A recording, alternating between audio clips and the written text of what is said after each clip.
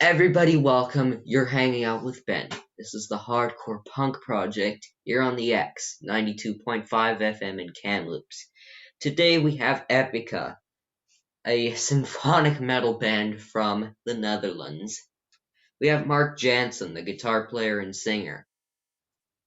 Hi, good evening. It's evening here. I don't know what time it's there, but It's late morning.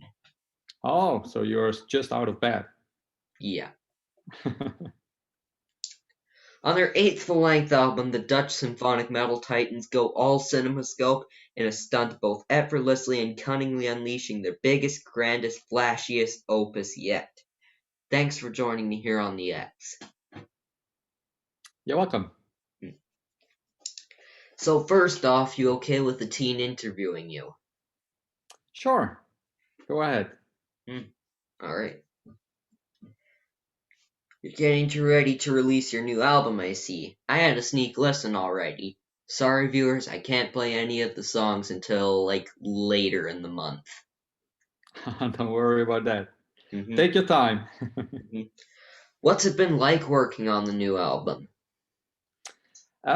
So far, everything went great. Working on the new album went very smooth. It was only till the end of the recording sessions that the pandemic hit, and then we had some difficulties with the last part of the recording process. But it was only the vocal recordings of Simone and me that had to suffer from the pandemic. All the rest we could record the same way as we always do. So we had a very smooth, so to say, recording session and writing session. All right, that's nice. What is the funniest or weirdest thing that happened while recording this album? And don't be shy, you can confide in me. Don't be shy. Yeah, let's see. Maybe that I recorded my vocal parts in the walk-in closet. Because of the pandemic, I had to record in my home studio, but I don't have a vocal booth yet.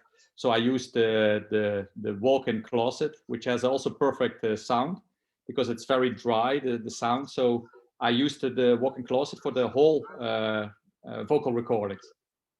Oh, that's interesting. That's something I've never heard of. So it's the first time for it is the first time for everything. Yep.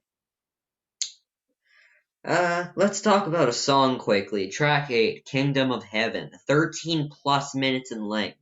I kept my attention throughout the entire thing. That was some good stuff.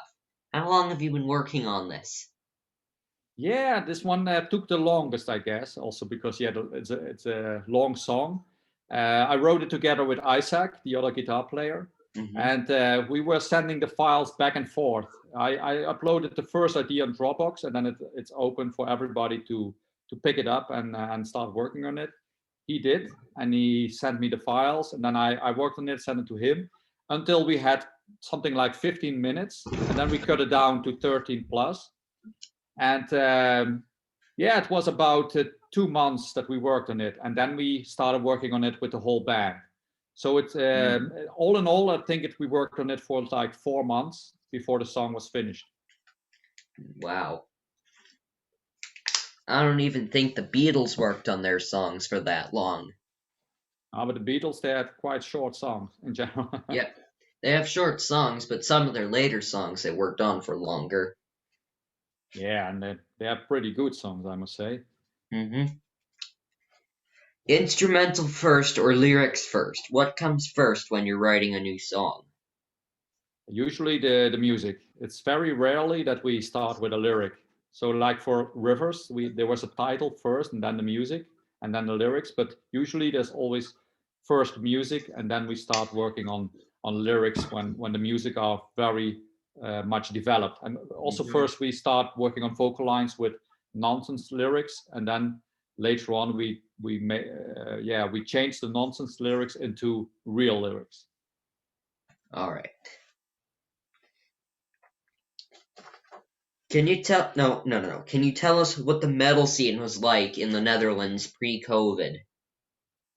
Yeah, very good scene. There's a lot of people going to shows, and yeah, there's many clubs, many metalheads.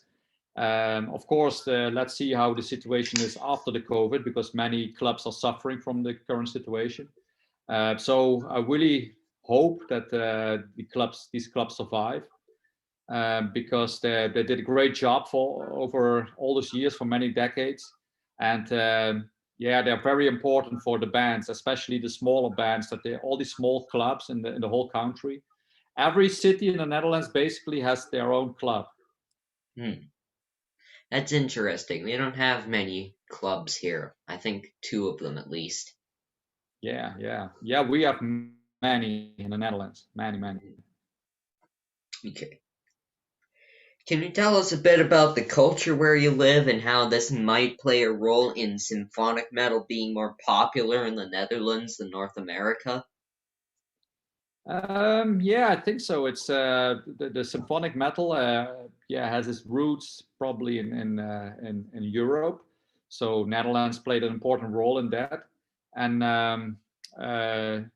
in North America it took a while, but at a certain point it also started taking off in North America. So when we play nowadays in North America, there's also quite a big amount of people showing up. So it's North America is getting there as well. Yeah.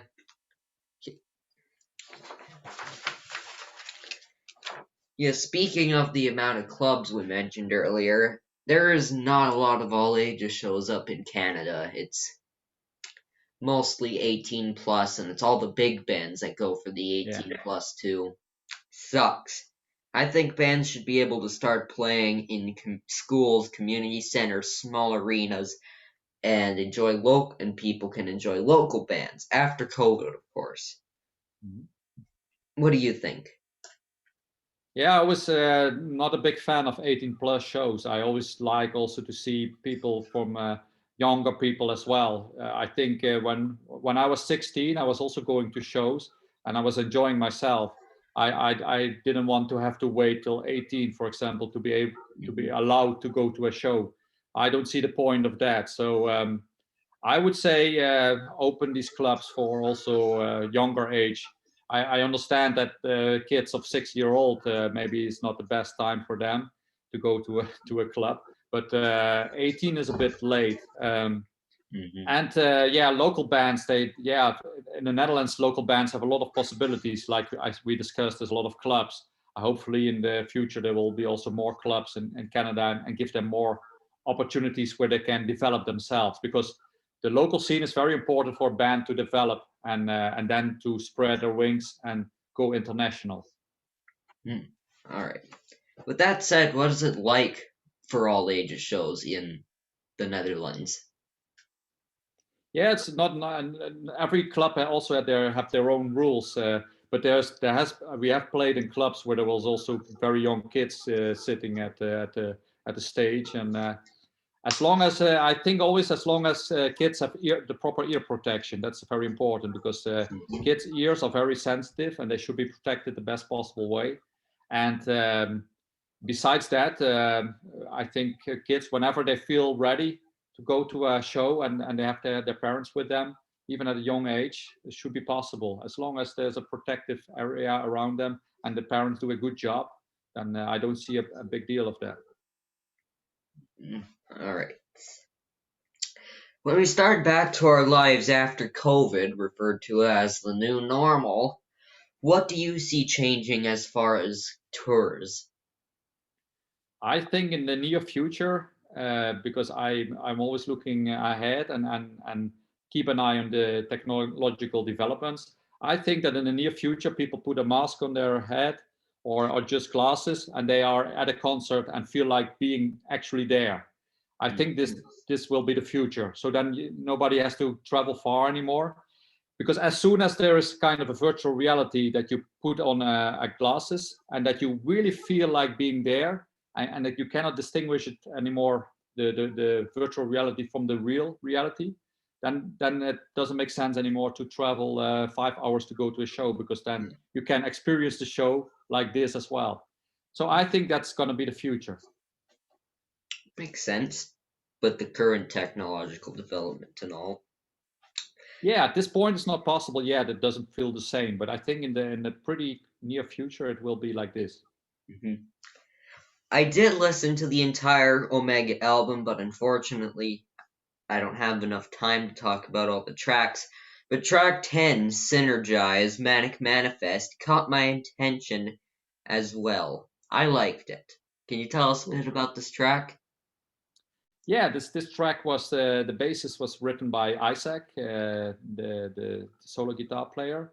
He concentrated on a few tracks on this album, but the ones that he wrote were really killer tracks. So he did an amazing job. Also, Ωmega, for example, he wrote, and this track I also it's one of my favorites because it's a quite a heavy track. It's up tempo and a killer solo in the mid part. So yeah, I didn't write the lyrics, so I cannot tell too much about the content of the lyrics, but the music was pretty much already done by Isaac, and just the end of the track, the quiet part, we worked a little bit on that, and I did also little tweaks here and there on the track, but he did like 90% of the work for that track. All right. If you had to choose, what would it be? Fame and fortune or family and fun? Oh, definitely family and fun. Yes, I don't care for fame and fortune. I care only for family and having a good time. money is evil. It's a necessary evil. In your style of music, what are your opinion on Floyd Rose floating bridges? I use them. So for me, it's great that you lock your guitar and that you have it stays in tune even if if there's changing in circumstances. So for example, you go from warm to cold, the guitar stays easily in tune. So I really love it. Yeah, because I've been struggling with this guitar over here because it has a Floyd Rose special. Mm-hmm. But And what's the problem? it doesn't stay in tune at all. Like, Oh, you go to tune the higher strings and then the lowers go out of tune, and that's a well-known issue with specials. yeah, but maybe a good guitar builder can fix the problem.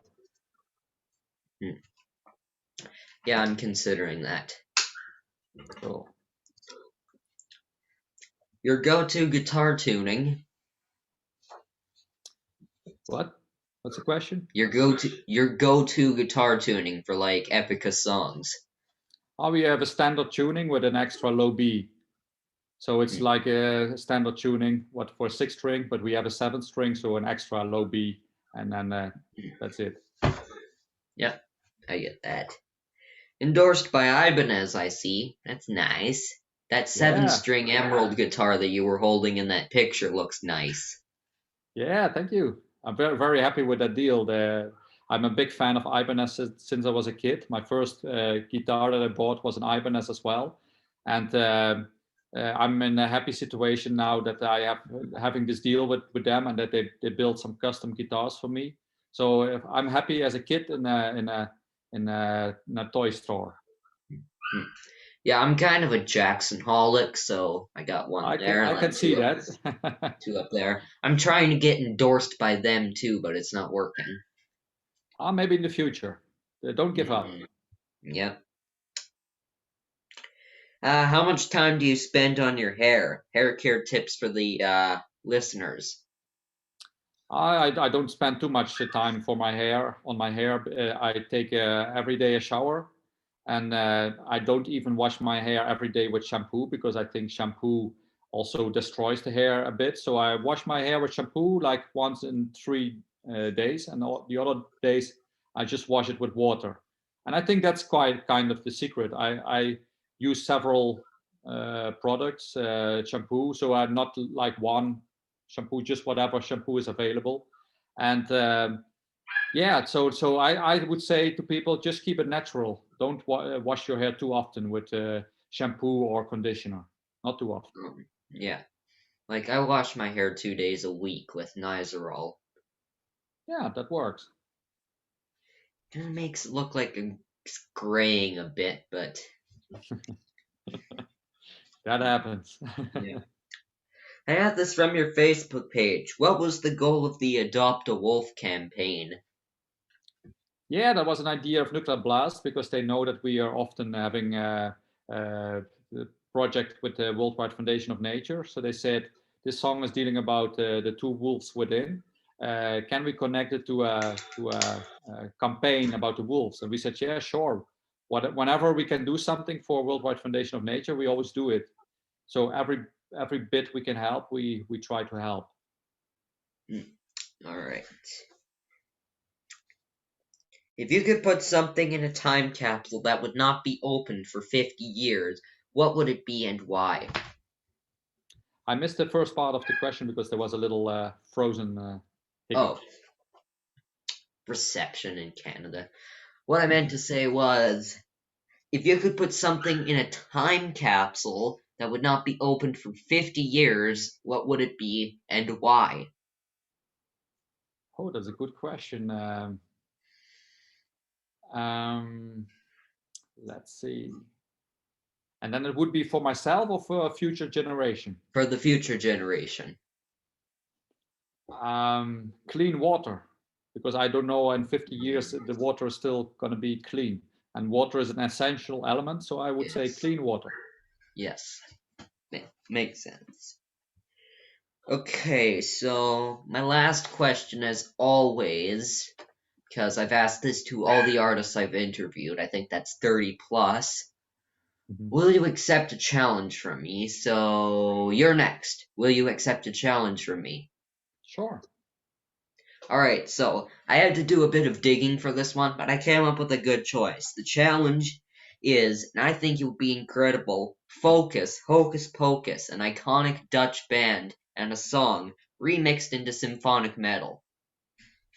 So I have to pick a Dutch old song, and that has to be, which could work in a symphonic metal version? Yes, Focus, Hocus Pocus in a symphonic sense instead of prog rock. So the challenge is to do that, or what? Yes, the challenge is to do that. Okay, I will think about it. Because that right. we need the whole band for joining for that idea. Just get back to me later and we can talk about it more. All right. Now, we're running out of time here, so I'd like to thank you, Mark, for taking the time to join me here on the X. Stay safe and to be well. You too, and also for your family. Have a good day. You too. Bye-bye. Cheers. Bye-bye.